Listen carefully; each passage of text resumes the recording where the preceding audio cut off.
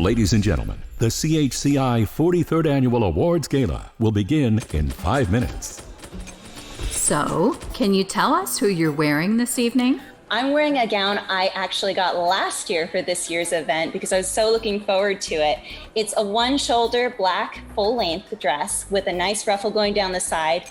Well, I'm Brenda and I'm wearing Badgley Mishka. I'm super excited to pull it out of my closet and wear it out tonight. As everyone knows, I'm a proud Texan, so I wear my Texan hat everywhere I can, and my mama knows that red is my favorite color. And ever since back in the very beginning of serving on the CHCI board, I've always wore a red coat or a red tux to this brown prom, because it is one of the biggest events in DC. And even though we can't all be there together, that don't mean we can't dress up. Oh, hi, I'm Luis Campillo and I'm wearing Calvin Klein and I'm wearing some accessories by Intima Elena. And I'm Wendy Ramirez and I am the designer of Intima Elena. So of course, I'm wearing my own designs, my earrings from Peru, embroidery from Mexico, very proud of my culture, like always. I'm Scott. I'm wearing a standard DC uniform, a penguin suit, but I am adding a little bit of spice from Miami with some Gucci velour loafers.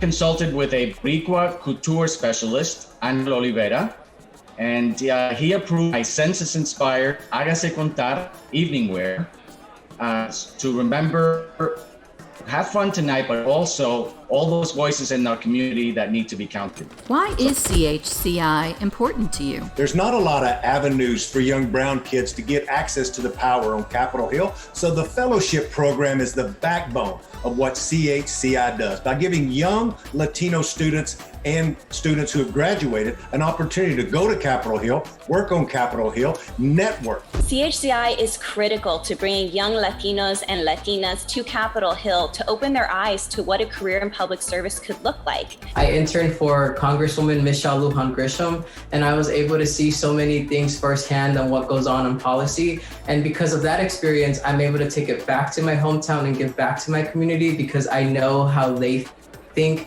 and I'm able to motivate others and let them know, like, hey, if I did it as a first generation Mexican American, you can do it too. And it's because of CHCI that I'm able to do that. I was a CHCI intern in 2002, a scholar in 2003, and a fellow in 2004. And it really opened up so many opportunities. I was then a vice president and president of the Alumni Association and got to serve on the CHCI board and really enjoyed the opportunity to extend those opportunities and really develop the next generation of leaders. And of course, I got to meet my beautiful wife, who was part of the program. What does this year's theme, Our Voice, Nuestro Poder, mean to you? It's what Latino and Latina staff do every day on the Hill. We use our power and our voices to uplift the needs of our communities. We have a seat at the table as staff, which means that we can inform legislators and policymaking. And that's why, even in the midst of this virus, our work and our work with the Congressional Hispanic Caucus Institute has not stopped. Latinos are demanding to have a voice, and this gala is bringing a spotlight to our community and our voice and exactly our power. I think in this moment in history, it's super critical that we advocate for ourselves, that we be able to represent our community at whatever seat we have available and through whatever voice we have available to ourselves, and lead really from any place where we are, whether that be in government, in the private sector, in the community sector, to make sure that we are creating a future that's positive and it's true to American values. Our voice, nuestro poder, means to me unity amongst everybody, not just the Latinx community, but amongst other communities. It's our time to make our voices heard and actually make change. I think this is a very important time in our history to speak our voice and to speak our truth. So I think this year's theme is very aligned with what we're seeing nationally, internationally, and our voice is our power. And whatever that voice is, speak your truth. Can you tell us a funny or memorable gala moment? My most memorable moment at the CHCI Gala was meeting Jackie Cruz. At the time she was hosting and she was on Orange is the New Black. I went up to her, introduced myself, and she was so down to earth. So I told her that I'm running for president in 2040. And she I asked her for a selfie, but we ended up doing a video, and she's on video saying, "Vote for Cisco Disco 2040." And that's just an awesome memory that I have. And it's because of CHCI that I was able to meet Jackie Cruz. So I've been to the CHCI Gala for 11 times. And I think my favorite one was the one in 2012, because I got to bring my mom with me. So she got to enjoy all of these celebrations. She got to meet Dolores Huerta, Maria Elena Salinas, and really enjoy the fruit of her hard work and labor. So it was great to enjoy that moment with her. I've probably attended 20 or so galas over the year, and I have wonderful memories meeting members of Congress, community and business leaders, and even president and an astronaut. But what I remember most about the galas are the wonderful performers that CHCI brings to the gala and the dances afterwards. This is my 8th gala. The first 7, quite frankly, getting to the gala itself has always been a little bit rough. My first gala as a fellow, I found out the day before that the store did not order my suit or my tux. So the day before, another fellow of mine was in Jase Bank, spending about 50 minutes running around the store, grabbing trousers, shoes, bow ties off a variety of mannequins, a variety of different sizes and shapes. The show is about to begin. They're starting. I gotta go. We gotta go. The views expressed by guests during tonight's program do not necessarily reflect the views of the Congressional Hispanic Caucus Institute or imply an endorsement of those views by the organization. Thank you. And now, sit back, relax, and enjoy this evening's gala. When we use our voices, anything is possible. Our words stir change, awaken a generation, and inspire us to lead the way. When we use our power, we can create our destiny, where influence becomes enduring, and our hopes and dreams know no bounds. Our voice, nuestro poder, changes the world.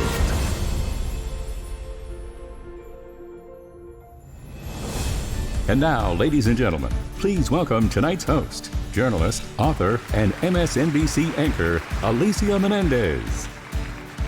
Good evening and welcome to CHCI's 43rd Annual Awards Gala. I'm Alicia Menendez. It is an honor to be your host for this extraordinary event.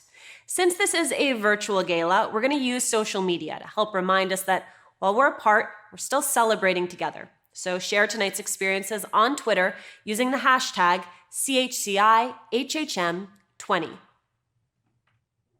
While we normally begin this gala with the traditional military honor guard and presentation of the colors, this year we're going to recognize our armed forces with a special tribute and to look at the inspiring story of Major General Angie Salinas, United States Marine Corps, retired. She is the first Latina in the Marine Corps to be promoted to the general officer ranks. When she retired in 2013, she was the senior ranking woman and Hispanic in the Corps. She was also the recipient of the 2008 CHCI Latinas in Service Award. Now, Major General Salinas is CEO of Girl Scouts of Southwest Texas.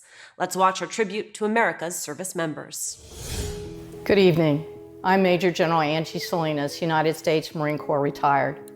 No one would have imagined that someone who looked like me would ascend to the highest ranks of an organization recognized as an elite fighting force, invoking images of a flag raising on a far distant island, seasoned warriors, and an exclusive lifetime brotherhood whose slogan is, the few, the proud, the Marines.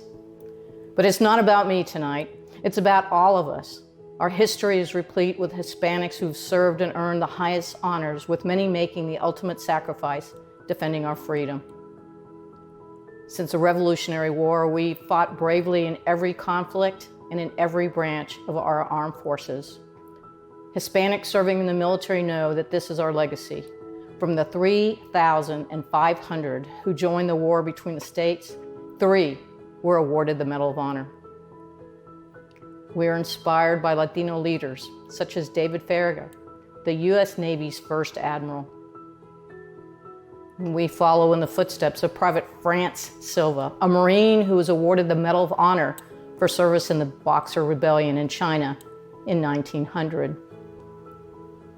We honor the memories of American Coast Guardsman Seaman Richard Cordova and Fireman Julio Ballin, who gave their lives when their ship was torpedoed by a German U-boat during World War I.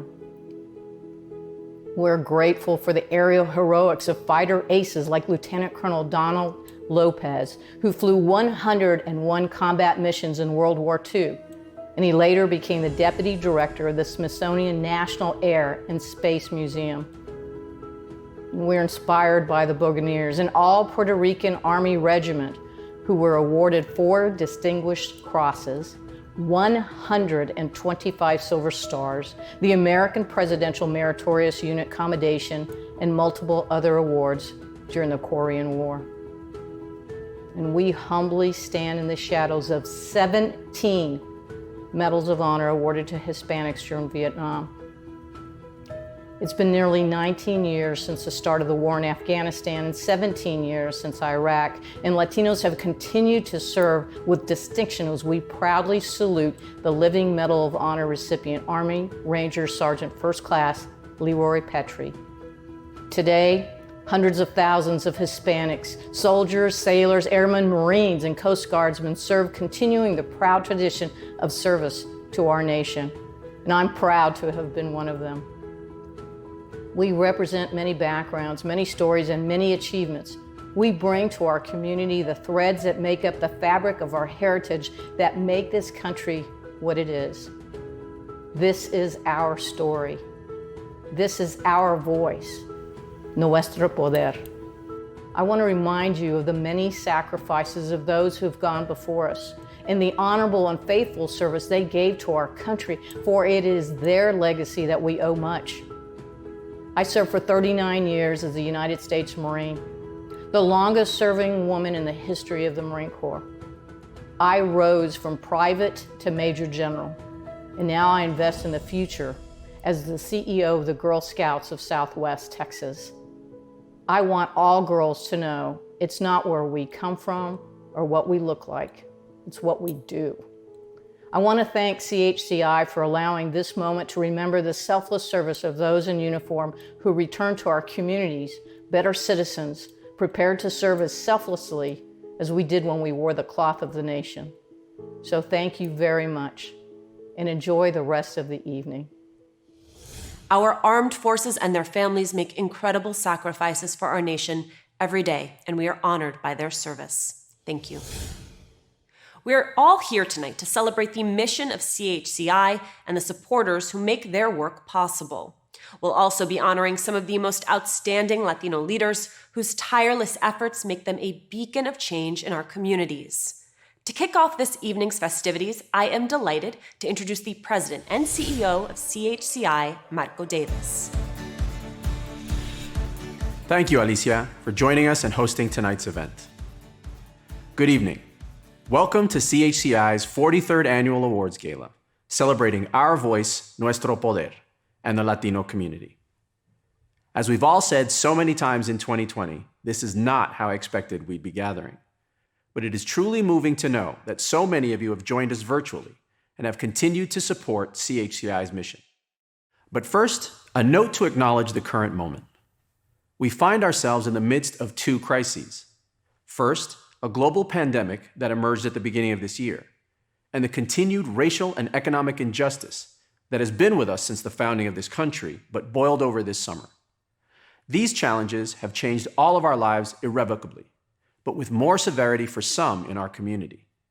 And yet through this, we have learned to count the blessings we do have and to realize our collective resilience. It's been a difficult time with far too many losses, but I am inspired by the words of the poet Gloria Anzaldúa. Though we tremble before uncertain futures, may we meet illness, death, and adversity with strength. May we dance in the face of our fears. So I am honored to be here and grateful to have you here with us, meeting this adversity and raising up the examples of our strength. And despite the fear and uncertainty that persists, we will even have a chance to dance later this evening.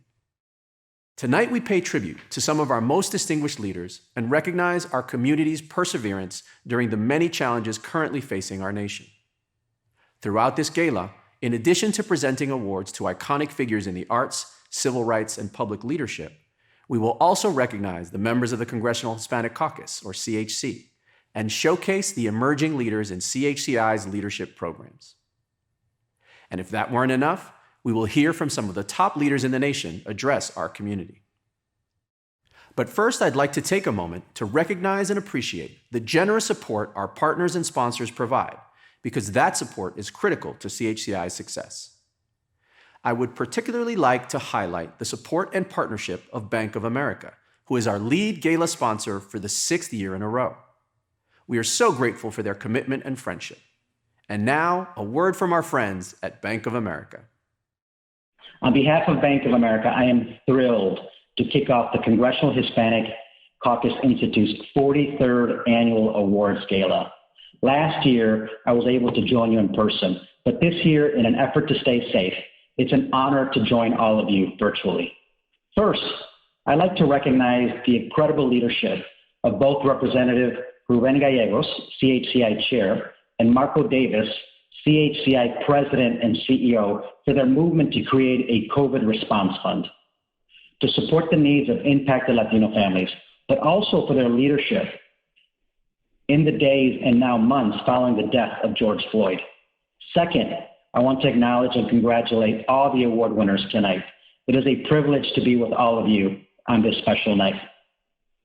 As we join with so many others committed to advancing leadership development programs and educational services to young, emerging Latino leaders, we need to recognize all the incredible work being accomplished by CHCI. It's our collective commitment to finding solutions to complex challenges of today that binds us all together. From the coronavirus to the growing urgency around racial equality, all of us have a role to play to help find solutions. That is why the work of CHCI is so important, providing an opportunity for young leaders to see themselves in public service, whether it's in Congress, in the executive branch, or even in the White House. A civically engaged Latino community is vital to the health and prosperity of our great nation. At Bank of America, this work aligns perfectly with our focus on helping individuals build their financial lives. It is part of our purpose as a company, but it's also part of our approach to responsible growth. We are committed to investing in Hispanic Latino communities by being a great place to work for our employees, helping support our clients, and also supporting the neighborhoods where we live and work.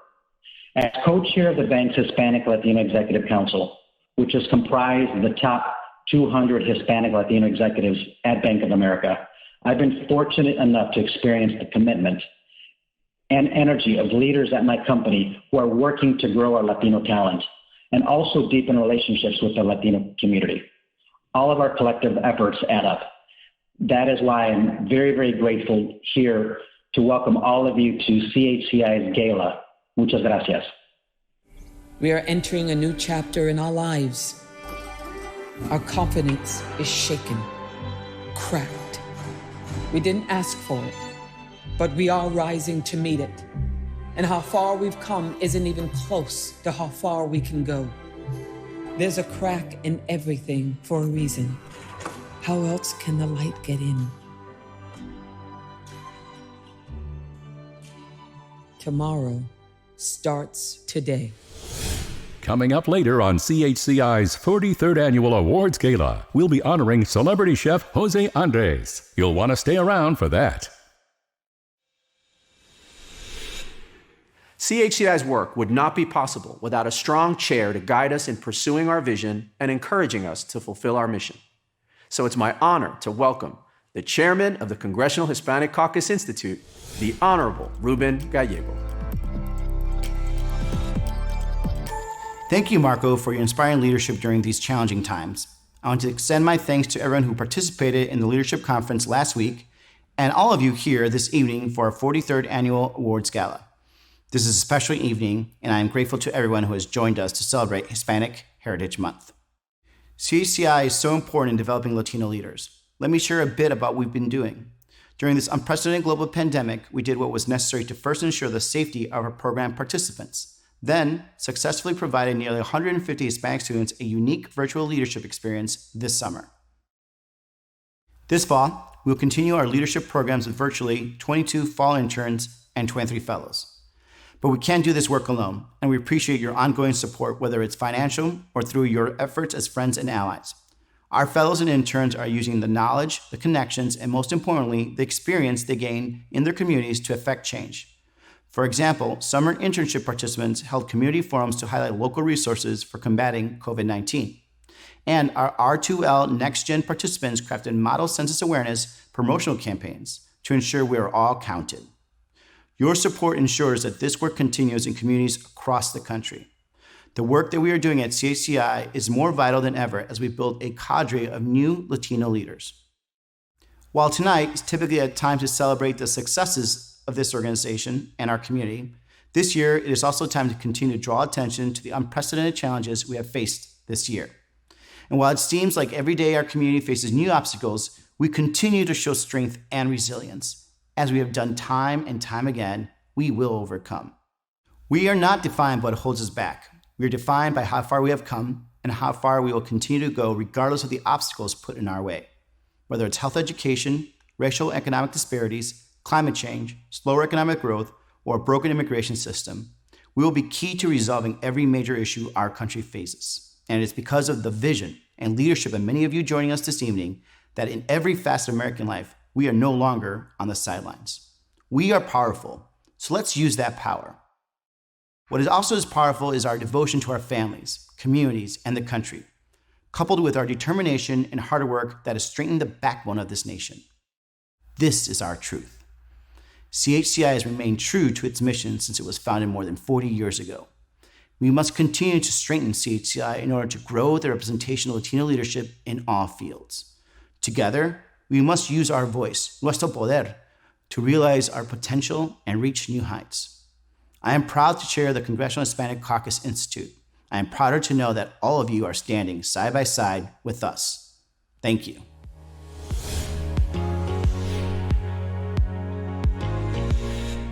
"2020 as we know it is becoming the year of resiliency for many, and especially for the Latino community. We want to recognize and celebrate the resiliency of our community through our hard work, dedication, and tireless energy. Let's take time to honor each other, celebrate each other, and uplift each other. Please watch the video.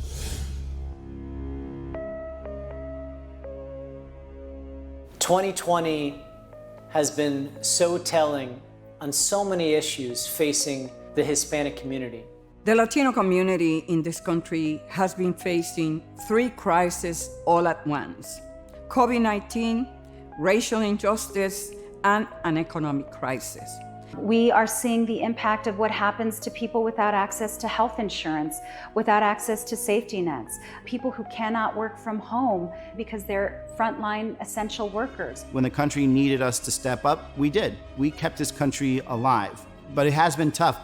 Our community has taken the brunt of this tragedy.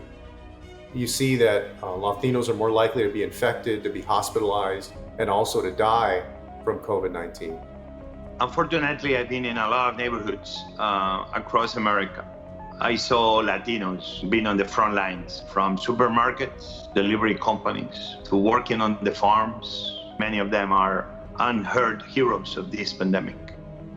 It's about time we pass immigration reform once and for all.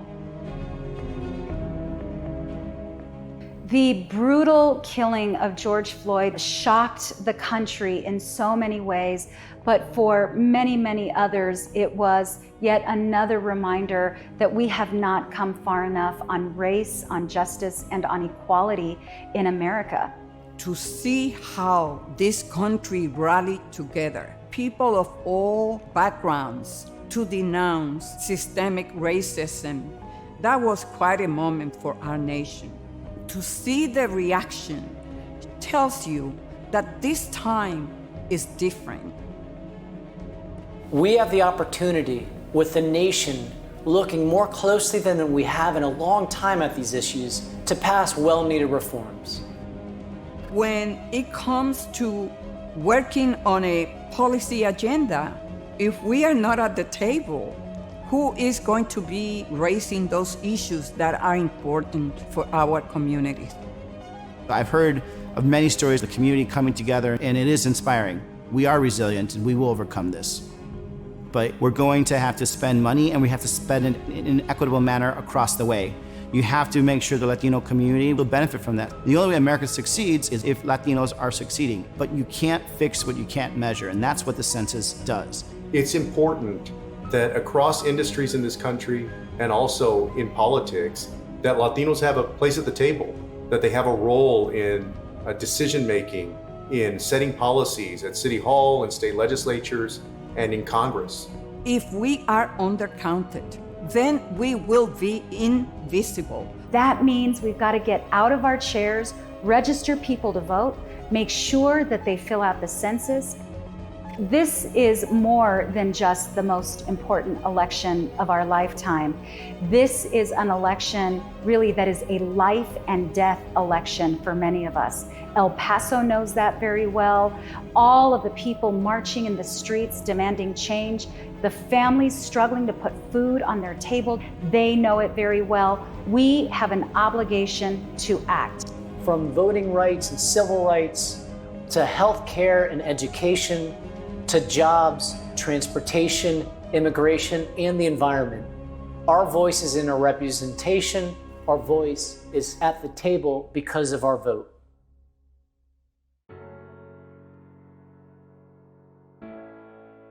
I hope that very soon we can enter a period of both healing and of reconciliation, a period where Americans can come together and leave these years of division and of hate behind. It's going to take a lot of work and a lot of effort by everyone from every community, but I believe that it can be done in the months and the years ahead. We have to continue to peacefully protest. We have to continue to engage one another. We have to continue to fight for change. And in November, we have to vote. We need to have the power so that we change how we treat people in this country. We must honor our commitment to provide opportunities to all Americans without excluding anyone.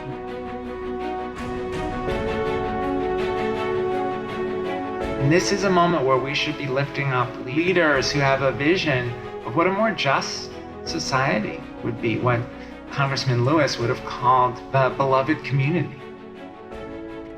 John Lewis was an American hero, somebody who called for this nation to live up to its highest ideals and didn't just talk about it, but actually did it, sacrificed for it, and led by example.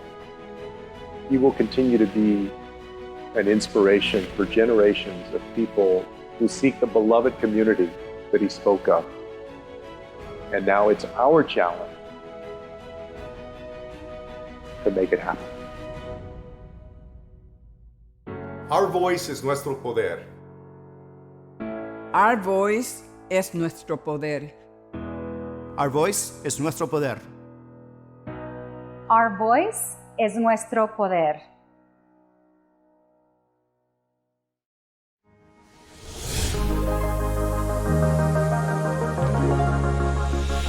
Now, I'm pleased to present the Chair's Award. This is a special recognition because it is not awarded every year and is given to an individual who has dedicated their career to improving the lives of Hispanic Americans. The honoree is chosen wholly at the Chair's discretion. Past recipients have included novelist Sandra Cisneros, musical artist Mark Anthony, and public servants Ken Salazar and Hilda Solis. This year's recipient is Julian Castro, an extraordinary individual and Latino leader. As a city council member, mayor, cabinet secretary, and most recently as a presidential candidate, Julian has broken barriers and championed the fight to bring Latinos to the forefront. To help me present the Chair's Award, I am joined by my friend and colleague, who's also a chairman, but of the Congressional Hispanic Caucus, Congressman Joaquin Castro. Hey y'all, I'm Joaquin Castro, the younger and better looking brother. Today, it's my honor to recognize Julian for his remarkable public service and historic presidential run. Never before had a presidential candidate put the most vulnerable people, the most marginalized communities at the center of their campaign. His message of creating an America where everyone counts inspired and challenged our nation to live up to its highest ideals. And Julian wasn't afraid to speak hard truths, to call out injustice wherever he saw it.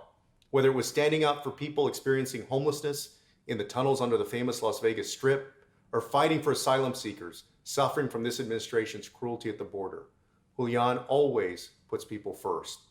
Julian was the first and only candidate to put forward a standalone plan to reform policing. A year before Congress passed the Justice and Policing Act after the murder of George Floyd, Julian was saying the names of people killed by police. Eric Gardner, Tamir Rice, Laquan McDonald, Sandra Bland, Antonio Arce, and so many more whose lives were cut short by police violence. Julian's public service and presidential campaign are a reflection of our mother's activism in the Chicano civil rights movement and a testament to our grandmother's journey as an orphan from Mexico. I'm so proud of my brother. Julian, you represent our values and the aspirations of our community. Congratulations. I was born on the west side of San Antonio, along with my twin brother, Joaquin, and my mother and my grandmother raised my brother and me with a lot of love, and that we could be whatever we wanted to be. For a lot of people in America, Julian's keynote address at the Democratic Convention in 2012 was their introduction to him. In his speech, he talked about the American dream as a relay passed from one generation to the next. His grandmother came to the U.S. as a young child, and 2 generations later, Joaquin is serving in Congress, and Julian served in President Obama's administration, and then would go on to run a historic presidential campaign himself. That story of progress over the generations really resonated with me, as I know it did with so many others. When Joaquin and I were growing up, my mother would drag us to speeches and meetings and rallies, and little by little, what we got from that and from her was this belief that you should be involved in trying to make the lives of other people better, and that participating in our democracy is the best way to do that. One of the most impressive things about Julian is his focus. He understands the important issues of our time. He understands his place in addressing those issues, which is to take them on head on. Now you add to that empathy and compassion for the average family from his own background, that empathy comes. I got home from law school in the year 2000, and a year later, I was elected to the city council at the age of 26.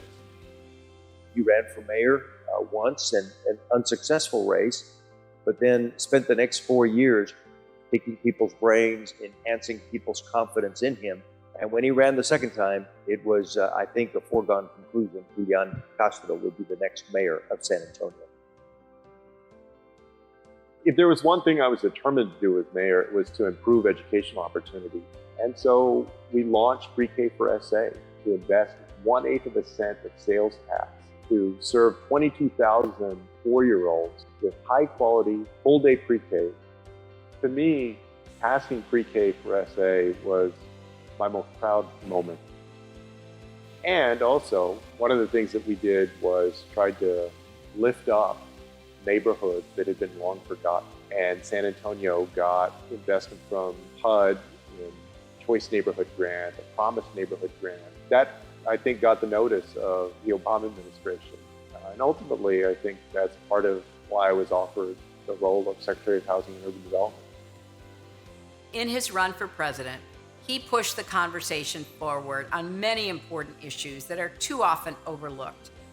He was very bold. He spoke powerfully about caring for the poor, the homeless, immigrants, victims of police brutality and violence.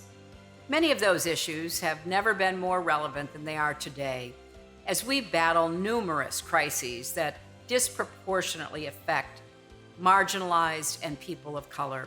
Wherever there are Latinos who live in a concentrated barrio, there is the dynamics that one finds in the west side of San Antonio. That's where Julian learned his values. You can't miss the striving. You can't miss the small businesses. You can't miss the ambitions that mothers and fathers have for their children. So I know where Julian came from. I know what his roots are, and I know why he is the person that he is. America needs those ideas, those values.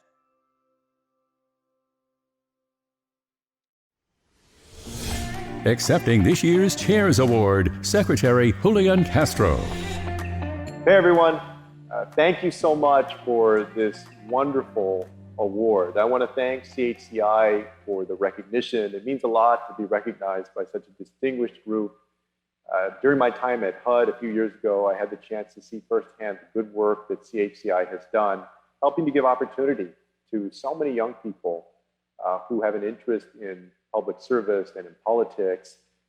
Thank you so much for the work that you do. I also want to take a moment to talk about the road ahead for the Latino community. As everybody who's watching knows, we're going through very unusual, unprecedented times in our country. With the global pandemic that's already taken more than 160,000 American lives, a deep recession that has left tens of millions of people still out of work, and the continued struggle for racial equality in our nation. We know that Latinos have been disproportionately impacted by all of those. When it comes to the pandemic, we've had higher infection rates, higher hospitalization rates, and higher death rates. When it comes to economics, oftentimes Latinos have been the ones on the front lines as essential workers in meatpacking plants, in the fields, grocery store workers, fast food workers, healthcare workers, who too often have stepped up, but also to low pay and to meager benefits. And as many Latinos and Latinas can tell you across the country, oftentimes there's still obstacles that are put in the way of our children who seek the same American dream as anybody else. And so the charge for all of us these days is to be bold, to swing for the fence. And so, as I say thank you for this award, I also want to just speak directly to the members of Congress that I know are a wonderful part of CHCI, which is to say gracias for all of your representation, all of the hard work that you're doing there in Washington, D.C. to improve the lives, not only of Latinos, but of all Americans, all people in our country. And to also ask you to redouble your efforts and to ensure that you're as strong a voice as possible right now when the Latino community is in a state of emergency. To harness the energy, the spirit of so many people marching on the streets, making their voices heard at city halls and state capitals and in the halls of Congress, to make those investments we need to make for a better quality of life and better economic mobility for our entire country. I want to give a shout out to my brother, Joaquin, who as chair of the Congressional Hispanic Caucus, I know has enjoyed the opportunity to help lead on some of these issues. And I also want to say thank you to the selection committee. I'm going to continue to use my voice to fight for a country that provides opportunity for all people so that no matter who you are, you can reach your American dream. I know that Joaquin and I feel tremendously fortunate to be able to do what we do and to have reached our dreams. And I'm going to do everything that I can, in any way that I can, to ensure that others can reach theirs. Thank you so much for this award. Keep fighting. Thank you. Congratulations, Secretary Castro. Acknowledging the power of developing this generation's Latino leaders is what brings all of us together tonight. It's in part due to CHCI's continued relationship with and support from the members of the Congressional Hispanic Caucus that allows us to accomplish so much for our community. And with this, let's meet each of them now. Congressman Ruben Gallego. Congressman Joaquin Castro, Congresswoman Nanette Barragan, Congressman Adriano Espaillat, Congresswoman Veronica Escobar, Congressman Pete Aguilar, Congressman Salud Carvajal, Congressman Tony Cardenas, Congressman Gil Cisneros, Congressman J. Luis Correa, Senator Catherine Cortez Masto, Congressman Jim Costa, Congressman Henry Cuellar, Congresswoman Sylvia Garcia, Congressman Jesus Chuy Garcia, Congressman Jimmy Gomez, Congressman Vicente Gonzalez, Congresswoman Jennifer Gonzalez Colon, Congressman Raul Grijalva, Congressman Mike Levin, Congressman Ben Ray Lujan, Senator Robert Menendez, Congresswoman Debbie McCarcel Powell, Congresswoman Grace Flores Napolitano, Congresswoman Alexandria Ocasio-Cortez, Congresswoman Lucille Roybal Allard, Congressman Raul Ruiz, Congressman Gregorio Sablan, Congressman Michael San Nicolas, Congresswoman Linda T. Sanchez, Congressman Jose Serrano, Congressman Albio Cides, Congressman Darren Soto, Congresswoman Norma Torres, Congresswoman Xochitl Torres Small, Congresswoman Lori Trahan, Congressman Juan Vargas, Congressman Filemon Vela, and Congresswoman Nidia Velazquez. CHCI's Legacy Award honors a selected recipient for their lifelong dedication to public service and work to elevate the Latino community. With us to introduce this year's honoree are Representatives Nidia Velazquez and Lucille Roybal Allard. It is my pleasure to recognize Congressman Jose Serrano with CHCI's Distinguished Legacy Award. I applaud his commitment and passion as a public servant for over 30 years. Jose's career in public service is truly commendable. As the most senior Hispanic Democrat in Congress, the longest serving Puerto Rican in Congress, former CHC chair, and known as the Dean of the Congressional Hispanic Caucus. Congressman Serrano's work symbolizes the sentiments of tonight's gala, our voice, nuestro poder. He has always been a champion for his constituents. Most notable are his values, legislative record, and accomplishments. Jose has never shied away from a good fight, whether it is immigration, standing for civil liberties, or defending our beloved Puerto Rico. Jose Serrano does not back down, and he does not give up. Yet, even as he fights for the causes he holds dear, he treats everyone with kindness, dignity, and grace. He has been a role model and an inspiration to so many. I am thrilled that my friend and colleague, Congressman Serrano, is receiving this year's Legacy Award. Representing one of the smallest districts in the country geographically, but consisting of one of the most populated and diverse communities, the South Bronx, Congressman Serrano's legacy and work is to be celebrated. He truly exemplifies the purpose and mission of CHCI, Latino excellence and Latino leadership. We appreciate all that he has given to our community as a public servant. His journey, achievements, and accomplishments will forever inspire us to keep doing the hard work required to achieve equality for all. Throughout my years in Congress, I have personally seen Jose's consistent and unrelenting courage and advocacy on behalf of the underserved and disenfranchised. His story will serve as a role model for the next generation of Latino leaders and for many generations to come. We are pleased to honor Congressman Jose Serrano with the Congressional Hispanic Caucus Institute Legacy Award.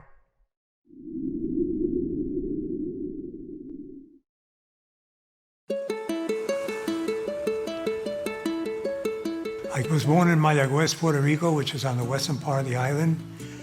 Came to New York when I was 8 years old. The rest of my life, and I'm 77 in October, has been in the Bronx. My parents were factory workers. My mother was a seamstress in the garment industry. Prior to going into the Army, I had been involved with a group called the South Bronx Community Action Theater. Working at the theater gave me an opportunity to see a lot of people, meet a lot of people, go to meetings. And people began to suggest, well, why don't you run for public office? So I ran for the assembly, and I got elected.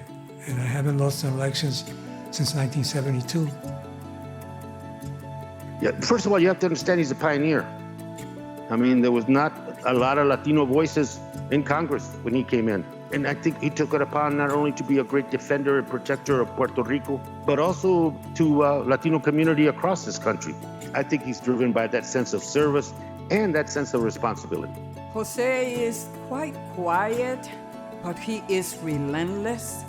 He's a very proud Puerto Rican, and in every public policy that we enacted in Washington in the House, he made sure that Puerto Rico and the U.S. territories were included. And there's a lot that he did on his Appropriations Committee, making sure that after all the attacks on the legal aid, that it got funding, the census, and how important it is to our community. He defended that. One of the things I know, not only did he love Frank Sinatra and the New York Yankees, but he also loved the Bronx River. And he made a life career, really, in the Congress of the United States, making sure that river was clean. And he saw in his terms in Congress life come back. A couple of years ago, a beaver came back to the Bronx River. They named the beaver Jose. And the beaver Jose became very famous, even has a Twitter account. Today, families in the Bronx have the ability to go to the waterfront and enjoy the beauty because Jose Serrano got the resources to clean it up. So the work I've done on appropriations, I'm very proud of. But recently, we passed a bill that I sponsored on the floor to create the Museum of the American Latino. And someday, there's going to be, someday soon, an American Latino Museum, which puts forth everything that we stand for and everything we've accomplished in this country, in sports, arts, literature, and politics, and so many other places. If you want to give me a going away present that I will cherish forever, give me El Museo. That'll be something. But seriously, when I think of my father in the military, when I think of all the Mexican Americans who have given so much to this country, this democracy exists because Latino played a major role in keeping it alive and gave of themselves and their blood. Thank you so much. To this day, people remember two things about me. They say, I remember you walking the streets without bodyguards, and I remember you running around the neighborhood. Not fast, but you always finished. And I thought that says a lot about my political career. Not the loudest, not the fastest, but getting to the finish line. I always wanted to be treated the same way. I never wanted anything given to me. I wanted the opportunity. And when I got the opportunity, I would produce. And for some reason, I've been in public office 46 years. The legacy is going to be this, that one of the hardest things to do in politics is to be consistent. And Jose Serrano is consistent. The people of Bronx knew he cared greatly about them. That was his whole life, caring about the people he represented. He had the character to fight for those that he raised his hands to protect and defend. And when you talked to him, you knew the passion that he held for making sure that people in his district got a fair shake from their government and from their country. So I think the reason they kept re-electing him 2 years after 2 years after 2 years was because they knew he was for them. And he knew them. And he fought for them. And there was nothing phony about Jose Serrano. He is the real deal.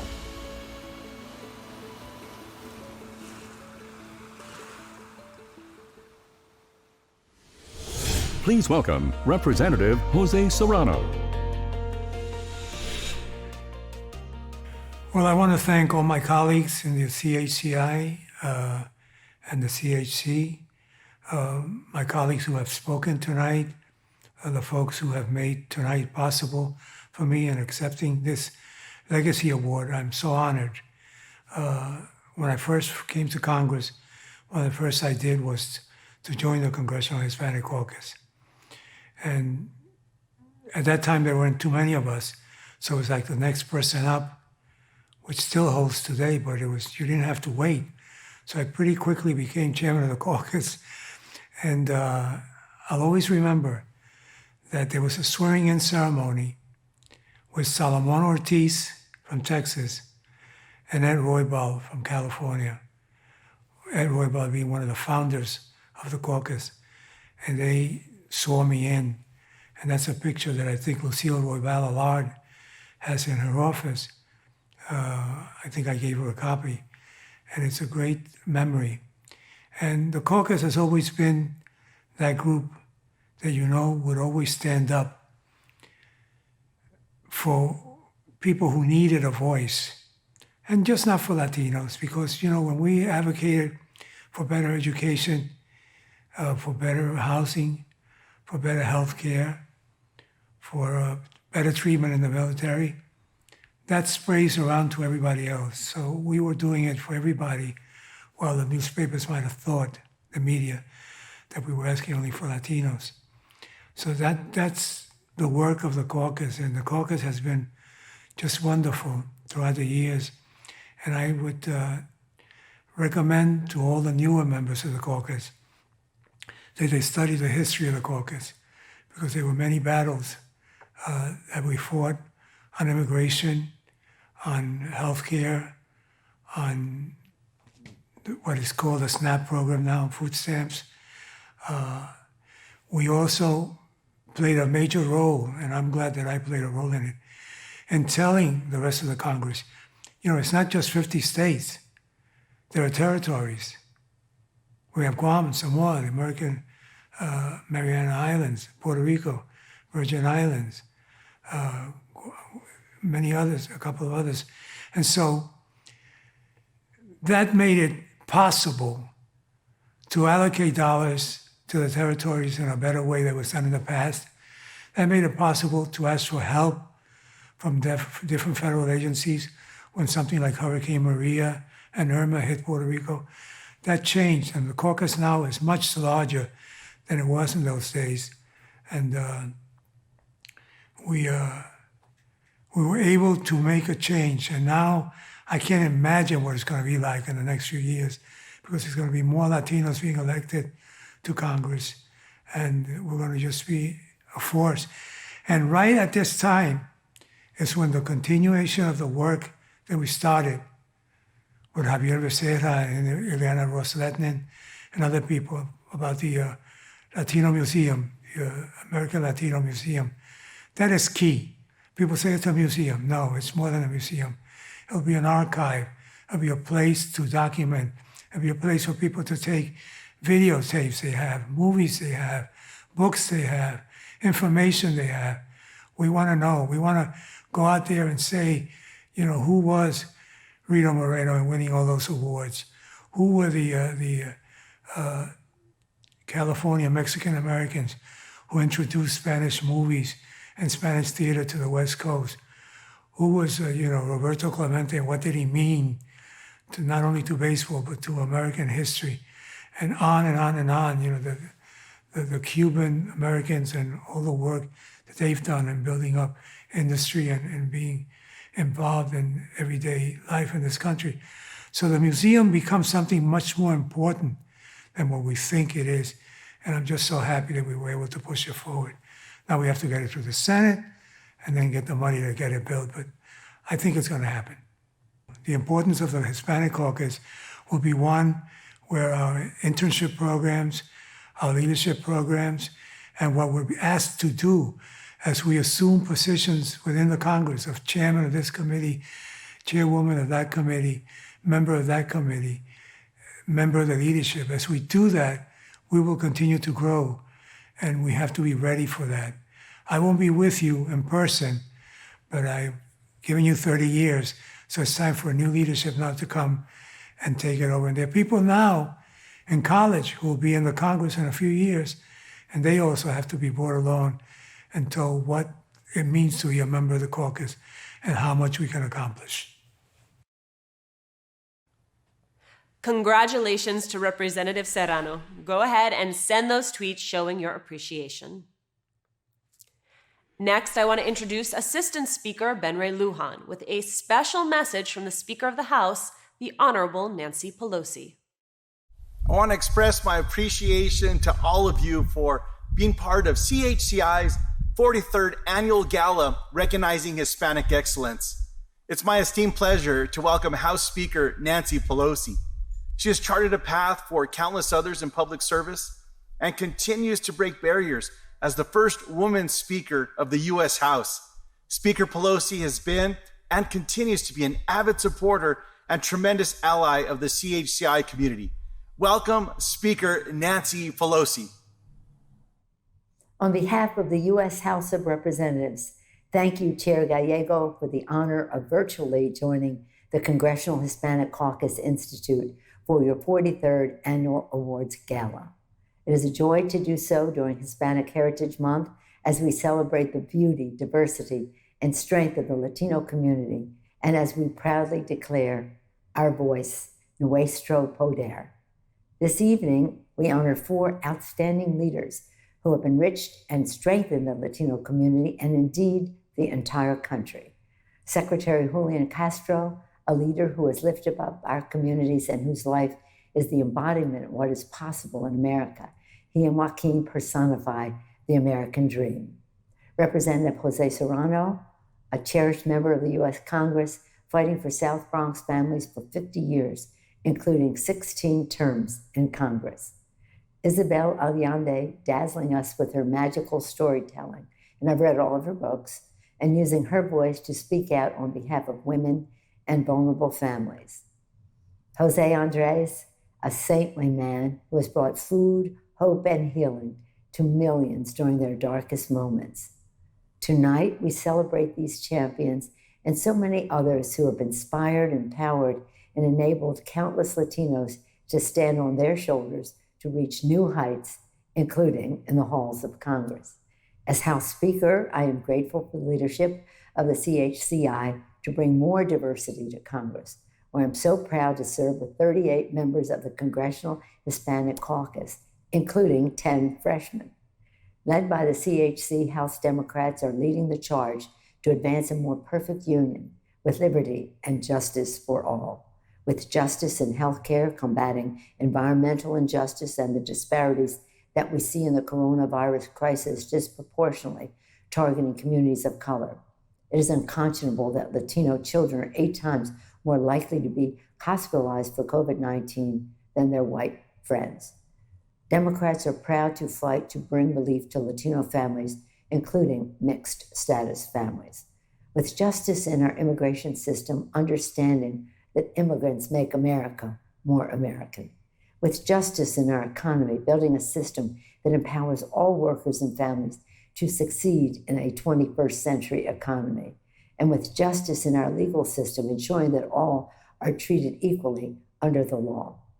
Together, let us build an America worthy of the patriotism of the Hispanic community, many of whom have served our country in large numbers in uniform. Thank you all for your leadership to move our nation forward. Thank you, Madam Speaker. I hope you're enjoying seeing the achievements being made by our Latino leaders. CHCI's program participants and alumni don't just learn about public policy. They are actively supporting and contributing to shaping the policy landscape. They work closely with members of Congress and other policymakers to advance a positive agenda, while at the same time serving as a reminder for our elected leaders of who they serve.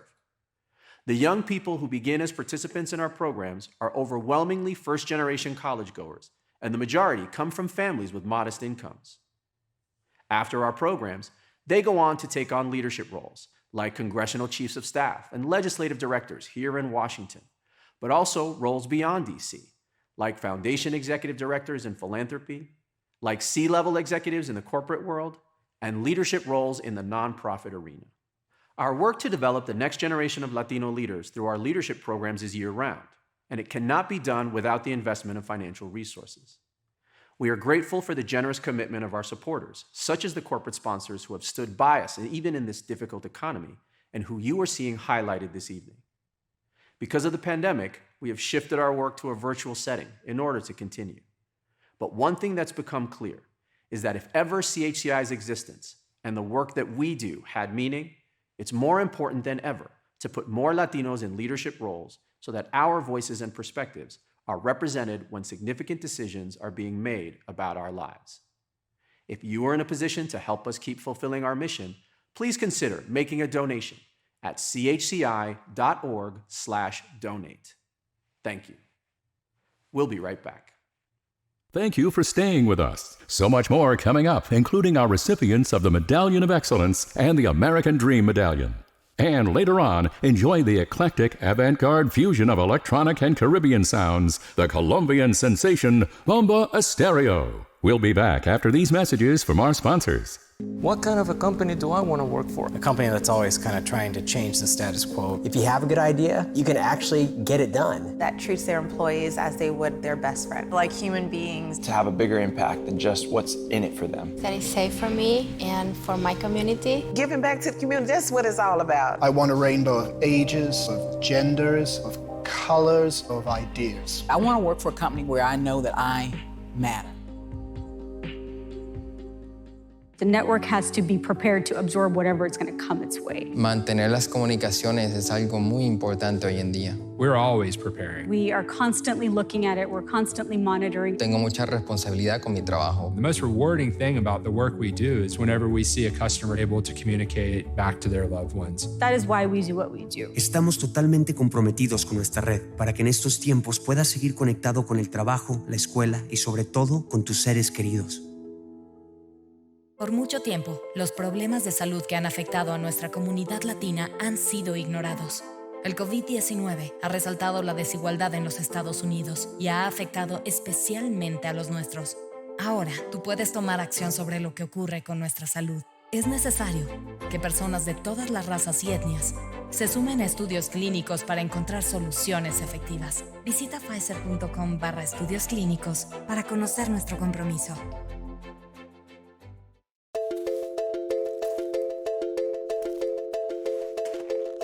Life is a journey of individual steps. They are yours alone. They put you on a path that is unique, that molds and shapes you. A path that gives you your voice, your artistry, your individuality, your beliefs. Your ability to do things no one else can do. What if we saw those differences as opportunities? What if all of us embrace the potential in each of us? When we harness the power of our difference, we inspire and elevate people's lives. We create new perspectives that lead to new ideas and new solutions. We forge new journeys that are shared.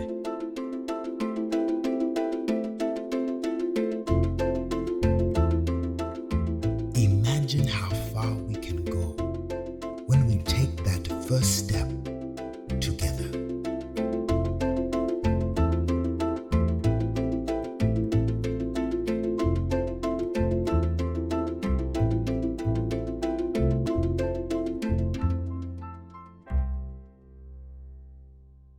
El futuro de nuestras comunidades, the future of our country is on the ballot. We're in this together y no podemos fallar. Make a plan to vote. Haga un plan para votar. Vote as early as you can. Regístrate para votar. Confirm your voter registration or learn about vote by mail at iwillvote.com or voyavotar.com.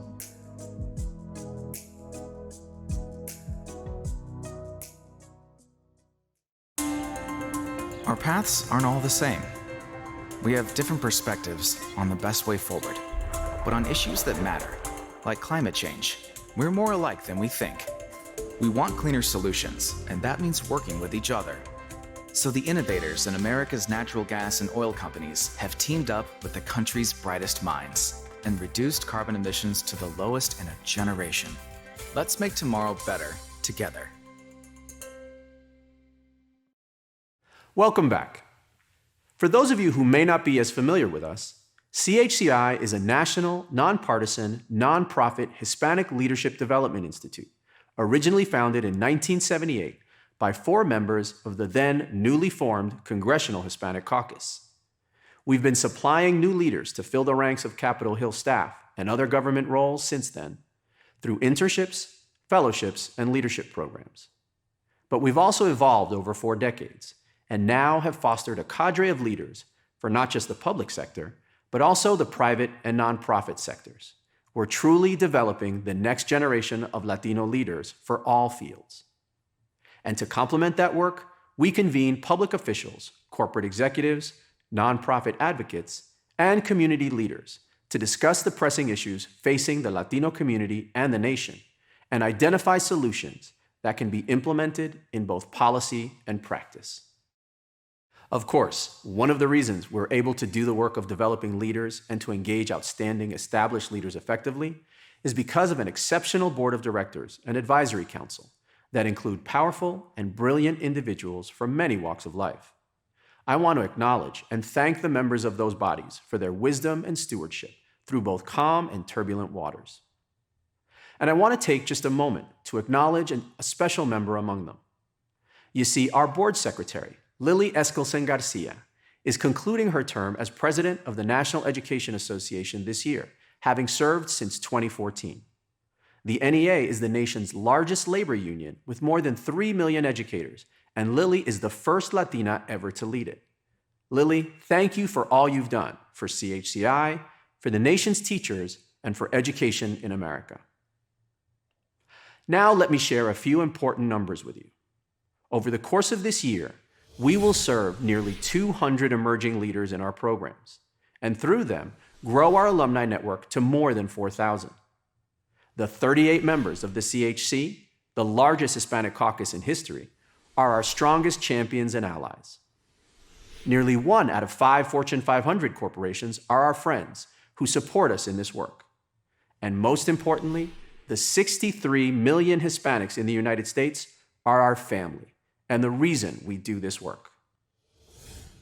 And with that, I am proud to present to you our current program cohorts, the Fall 2020 class of congressional interns and the 2020-2021 Public Policy and Graduate Fellows, as we help prepare 45 of America's best and brightest emerging Latino leaders take even bigger reins of leadership, because we believe deeply that they are already leaders, as they continue on their leadership journeys in the fields of business, technology, education, healthcare, the arts, journalism, and of course, government. We're confident that through them and with our collective efforts, our voice, nuestro poder, will change the course of history. Across the nation, the Latino community is proving to have a strong voice, and that voice can be a driving force in America's destiny. Even during these trying times, there's cause for celebrating the tremendous power of a new generation of leaders who are showing that they can use their voice. CHCI supports emerging leaders in using their voices and building their power.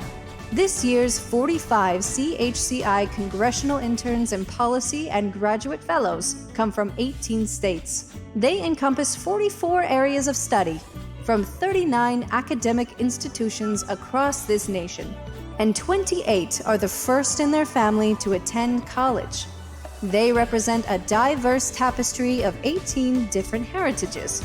These 45 leaders bring keen insight to their program experiences, along with the commitment to their communities and the nation, and a desire to contribute to better policies and positive change for all of us, adding their efforts to our voices, nuestro poder.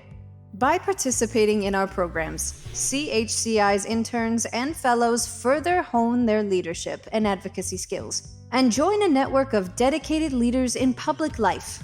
CHCI is making a real difference in the lives of Hispanics and all Americans, today and tomorrow, through our collective investment in developing the next generation of Latino leaders.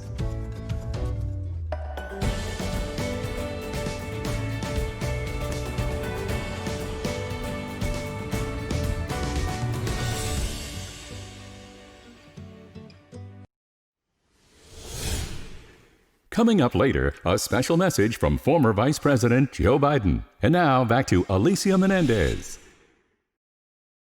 CHCI's alumni are succeeding in public policy making and so many other fields, and I know that we're in good hands with their leadership.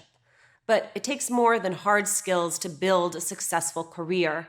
That's why CHCI's Alumni Association is dedicated to continuing the strong connection between CHCI and its alumni, helping them build on their vast network of Latino leaders across industries. Earlier today, we held an Alumni Association leadership celebration where we honored 2 outstanding alumni. Here are this year's alumni awardees. Thank you to all our Latino leaders who are working with CHCI's alumni to make their careers even more successful. I am now pleased to welcome Representative Darren Soto and Senator Catherine Cortez Masto to announce the recipient of the 2020 Medallion of Excellence in the Arts, Entertainment, Media, Music, or Sports. The Medallion of Excellence is CHCI's most prestigious honor in the Latino community, awarded to an extraordinary individual who impacts the world with their vision, passion, and love of community. The arts are a significant part of Latino life and culture. It's a creative platform in which we can share our voice and our power. It's a form of expression that can give us a sense of peace, serenity, comfort, and reminds us of resiliency, especially through these most difficult and challenging times. This year's Medallion of Excellence is being presented to world-renowned, award-winning author Isabella Yending. She's an individual who is a role model and whose extraordinary career contributes to the fabric of society. She exemplifies what it means to give and share one's authentic self to the rest of the world. Through her words, she gives us the opportunity to be a part of her story.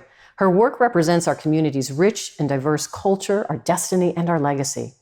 As a member of CHCI's Advisory Council, I am proud to recognize Isabel Allende as the recipient of this year's CHCI Medallion of Excellence in the Arts, Entertainment, Media, Music, or Sports.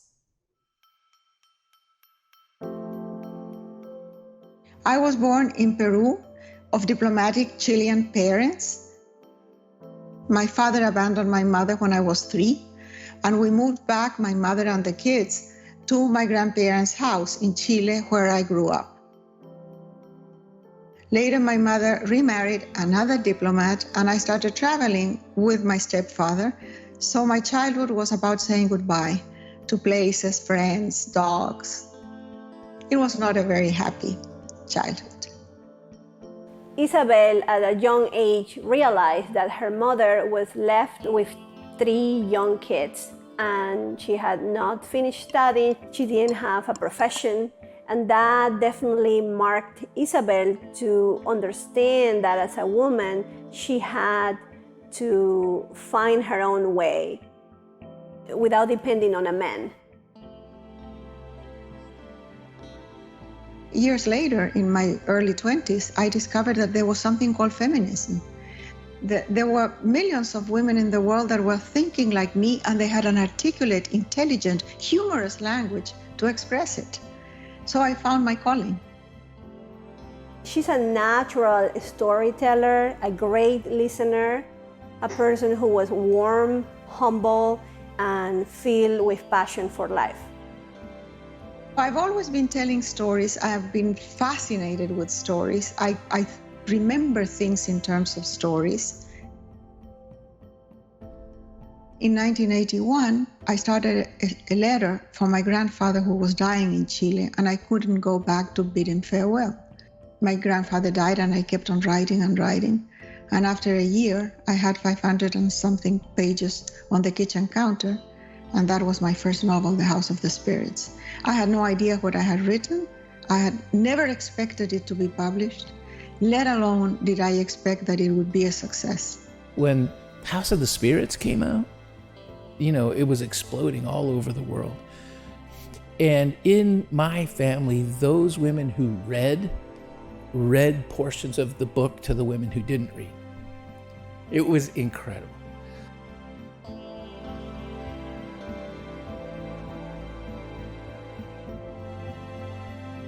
My daughter, Paula, who was 28 years old, she had a condition called porphyria. She died in my arms after a year in a coma. And when she died, I had the feeling that year had been a long night. And my mother said, write. If you don't write, you will go crazy. Isabel and her daughter, Paula, had a very close relationship. And many times Isabel will call her for advice, and Paula will tell her, Mom, what is the kindest thing you can do in this situation? I decided to create a foundation whose mission it is to invest in the power of women and girls.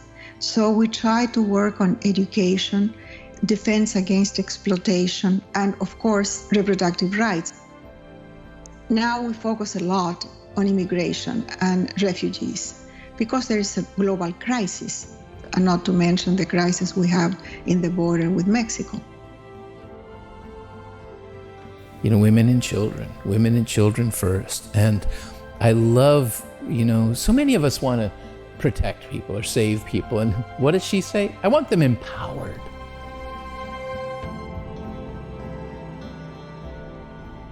There are several mantras in my life. One of them is that if the world is going to be healed, women will have to do it.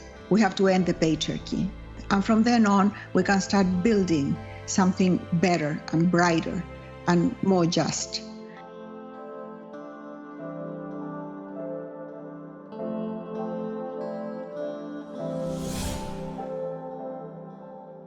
Ladies and gentlemen, Isabel Allende.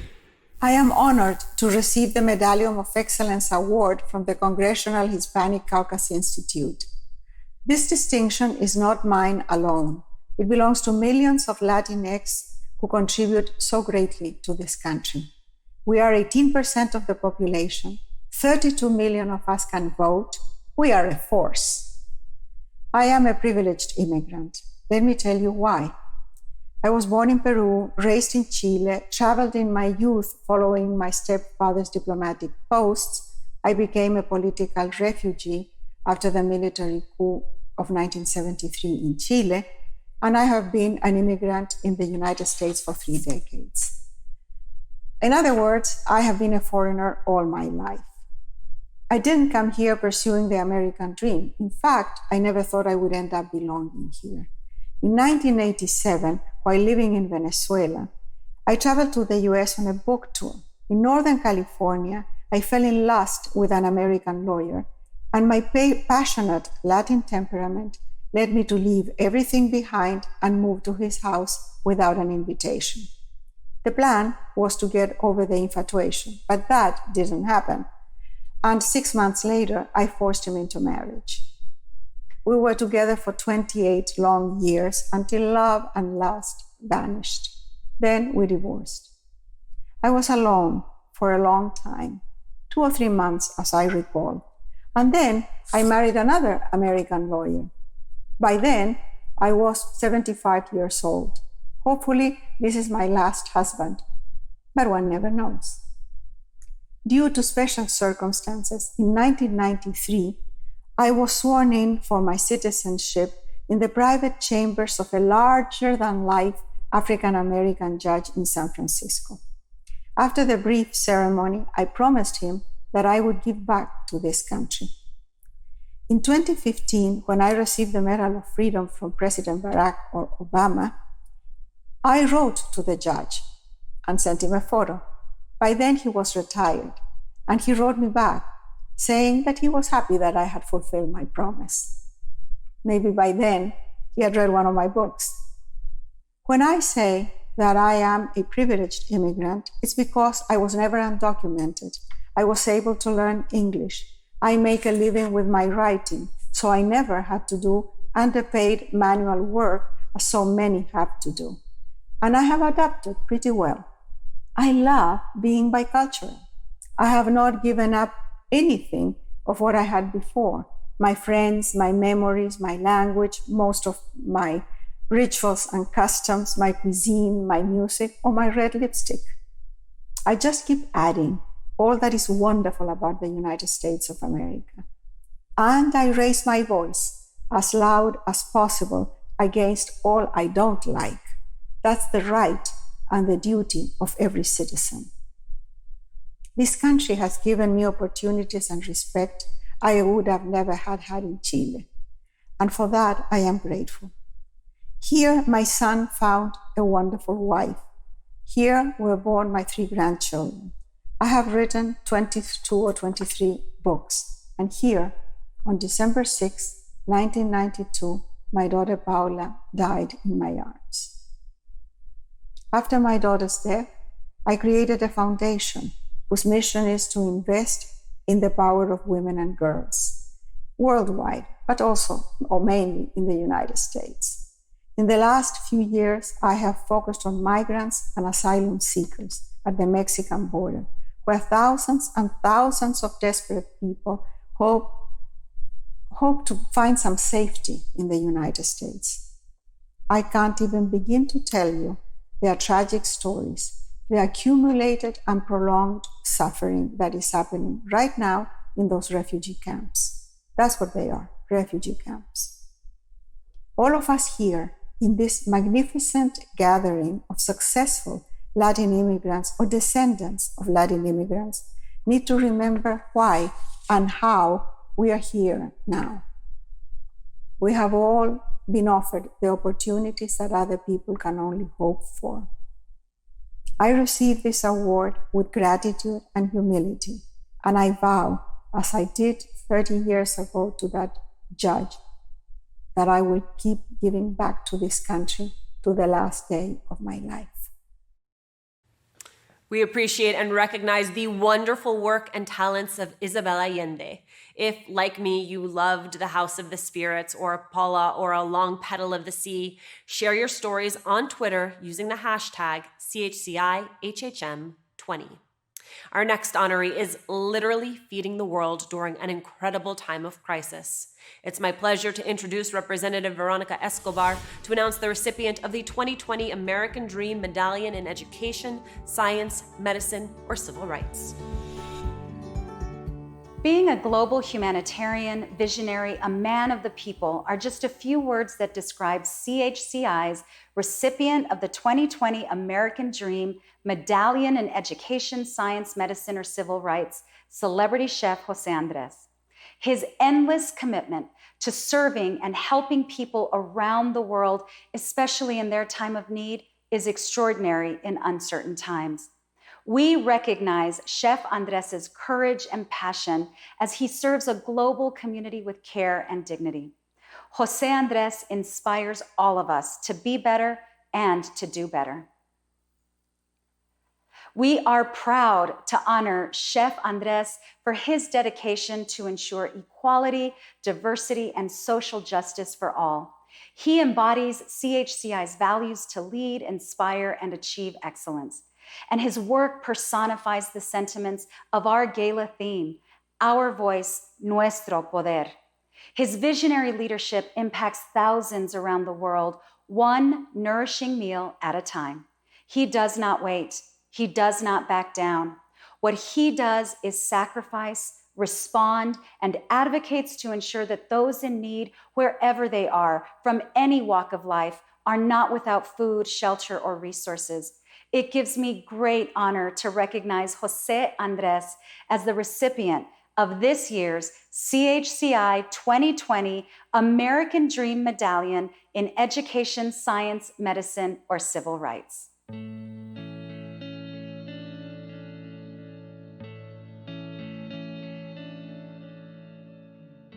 All our lives, we go through the search of who we want to be, what we want to do, where we want to belong. And I think that search is what keeps us going. I'm not any different than everybody else. And for me, the lack I had was that very early on, I knew that feeding people was something like fulfill every possibility of my mind. You have to fall in love with him. He's the kind of guy that when you see what you get. He has this aura around him that is about being positive, being a good person, somebody who wants to help, He is like a ball of energy. He does not come into a room unnoticed. And to tell you the truth, talking about him right now is making me hungry, because think about all the food that we've eaten since we met him. Well, Jose is a person that cares. He's a very empathic person. He wants to help as much as possible, and he understands the power of food and the need of food. He asked me about Hurricane Andrew and what we had done, and he was already starting, even way back then, to imagine what eventually became the World Central Kitchen. Well, World Central Kitchen was years in the making. My father and my mother being nurses, I saw them and their friends going always beyond their duty. I met Robert Egger, the founder of DC Central Kitchen, and I was very, very proud to join him very early when I was 23 years old. How can we liberate the receiver in crisis? Sometimes through a plate of food. When we were just talking about the World Central Kitchen, it was, something, a hopeful thing in his mind and heart and in his plans. But then suddenly there it is. He's a man of action. He does what he says he's going to do. I went to Haiti right on the earthquake in 2010. When you need medical services, you send doctors and nurses. But I realized that we were not sending to feed the people, providing the relief and obviously the people in need. The people that know how to feed people best, cooks. That's how World Central Kitchen was created.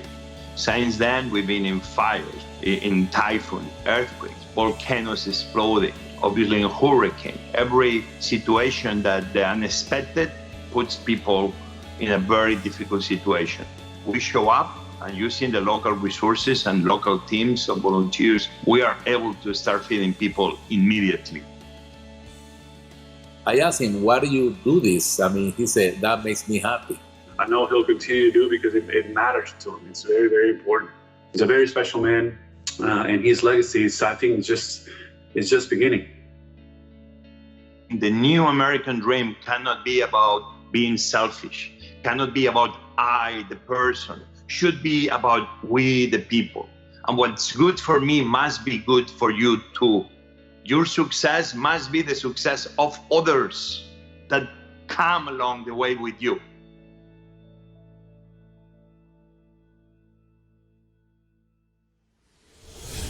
Accepting the award, chef and humanitarian Jose Andres. Well, thank you very much for this American Dream medallion. I'm very humbled by it.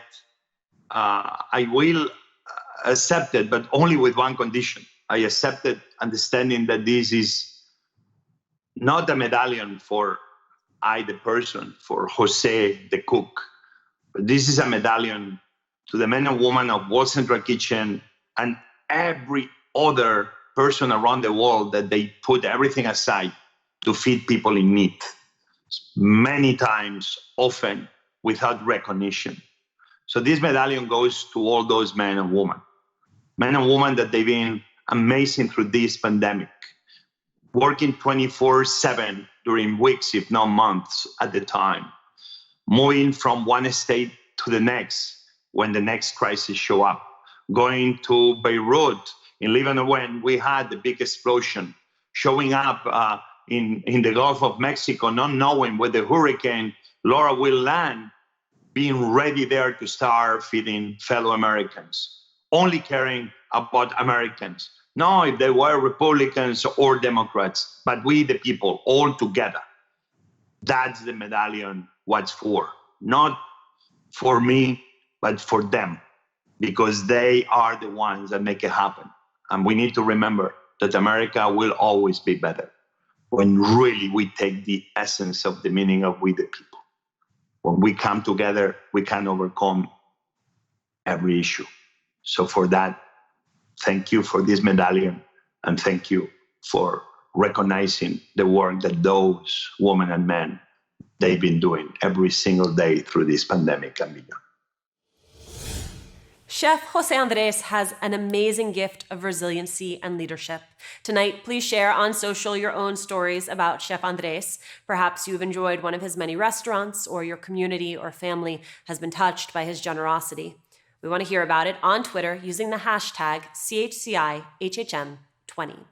Returning to the gala stage, Chair Gallego. Vice President Joe Biden has long been a staunch advocate for the Latino community and CHCI's work to develop the next generation of Latino leaders. For decades, Vice President Biden has demonstrated his commitment to serve the people. As a Newcastle County Council member in the 1970s, as a sixth-term senator from Delaware, and as the 47th Vice President of the United States. In 2007, he received the Presidential Medal of Freedom, the nation's highest civilian honor, with distinction. As Vice President of the United States, Mr. Biden was a great friend and ally to the Hispanic community, to the members of the Congressional Hispanic Caucus like myself, and to CHCI, even addressing our gala as our keynote speaker during his first term in 2012. Vice President Biden is a true public servant. Along the way, he has battled many challenges, both professionally and personally.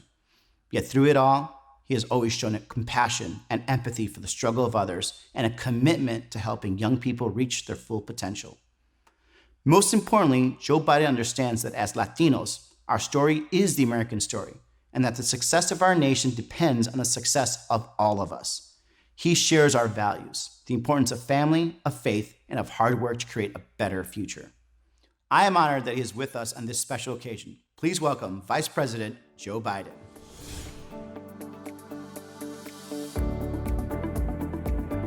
Thank you all for inviting me to speak to you at your gala. I wish that we could be together tonight in person to celebrate the achievements of Latinos all across the country. Last week, I traveled to Florida to celebrate the start of Hispanic Heritage Month. And I want to repeat here what I said there. The future success of our country depends on Latinos having the opportunities and the tools they need to succeed. And that's no exaggeration. It's just a simple, basic fact. How can we have a strong and thriving republic if we aren't doing more to fully deal in Latinos at every aspect, in every single aspect of American life? We've got to break the cycle where in good times, Latino communities lag behind. In bad times, they get hit first and hardest, and in recovery, they take the longest to bounce back. That's what we're seeing right now in the midst of this pandemic. A pandemic that has claimed 200,000 lives in the United States. A significant portion of those did not have to be lost. And it's tearing through Latino communities. It's heartbreaking. The Latinos are bearing a disproportionate burden of this crisis. Studies show that Latinos are 3 times as likely as white people to contract the virus and also make up an inordinate percentage of the working on the front lines of this crisis. The people on the front lines are Latinos everywhere, from hospitals to meatpacking plants to picking our food to stocking our grocery shelves. On top of all that, Latinos are bearing a harder economic impact as well, with Latino unemployment rates still at 10.5%. 1 in 10 small Latino businesses remain closed due to the pandemic. They're as American as anyone. It's about 200,000 of them are serving on the front lines as workers, including almost 30,000 healthcare professionals. It has to be about building back better our country, our economy, so that it works for everyone, including Latino families that have been shut out or pushed aside for much too long. You know, we're going to need to use every tool at our disposal to take on the inequities that hurt Latinos by investing in economic mobility, improving our education system, rooting out race-based disparities in our healthcare, and building on Obamacare, taking on the gun violence that plagues our communities, and finally building an immigration system that treats people with dignity and is true to our values. We have a tremendous opportunity to turn this moment of crisis into a moment of progress on healthcare, wages, housing, education, and so much more.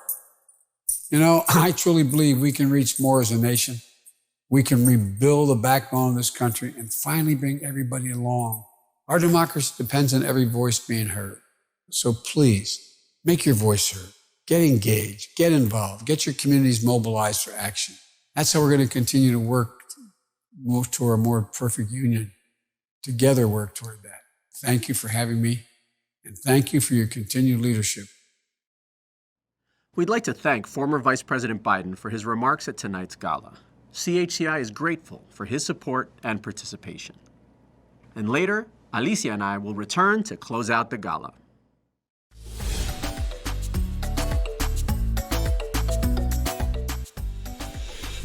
Hi, my name is Paola Salinas, and my friends at Diageo asked me to teach you how to make paloma for tonight's entertainment. We're gonna take 1.5 ounces of Casamigos Tequila Blanco, 1 ounce of grapefruit juice, 0.75 of lime juice.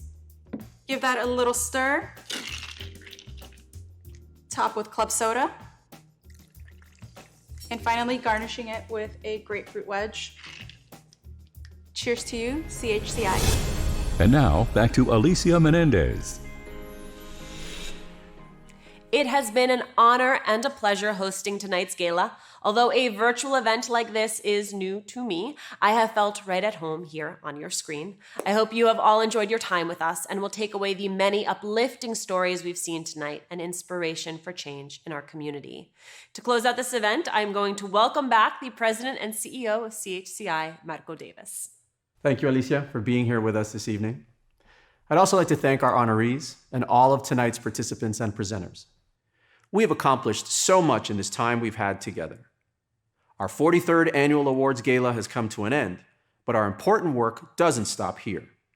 CHCI's commitment to our interns, fellows, and alumni will continue as they take on ever larger leadership roles in this country, leveraging our voice, nuestro poder, for the advancement of the Latino community and the nation.